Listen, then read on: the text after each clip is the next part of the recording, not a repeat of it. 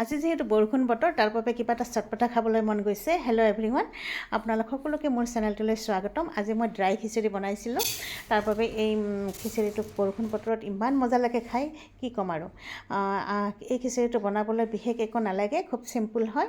আগতে মই চাউলখিনি ভালদৰে ধুই লৈ ইয়াতে হালধি, জিৰা ধনিয়াৰ গুড়ি, জলকীয়াৰ গুড়ি, নিমখ, কেঁচা জলকীয়া, পিঁয়াজ আৰু আদা নহৰুৰ পেষ্ট দি ভালদৰে মিহলাই লৈছোঁ। এতিয়া মই ইয়াতে মাষ্টাৰ্ড অইল দিছোঁ, মানে মিঠাতেল যিটো কওঁ আমি, সেইটো ডাঙৰ চামুচেৰে এচামুচ দিলেও হ'ব। লগতে জোখ অনুযায়ী পানী দিছোঁ। দি এতিয়া প্ৰেছাৰ কুকাৰৰ ঢাকনিখন লগাই ইয়াতে 2টা চিটি মাৰিবলৈ দিম। আনপিনে মই চিকেন বনাইছোঁ। এয়া চিকেন ধুনীয়াকৈ গ্ৰেভি বনাইছোঁ, সেইটোৰ লগত খাবলৈ খুব ভাল লাগে।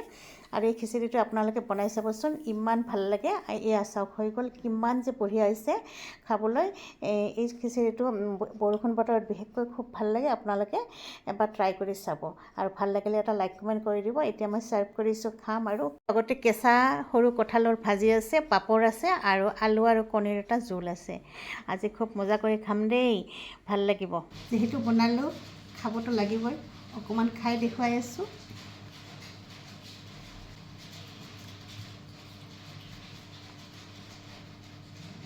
কিনো ক'ম, ইমান সোৱাদ হৈছে। শেষত যে মই কেঁচা মিঠাতেল দিছিলোঁ, সেই মিঠাতেলৰ চেণ্টটোৰ কাৰণে আৰু বেছি ভাল লাগিছে। বনাই চাব। বাই।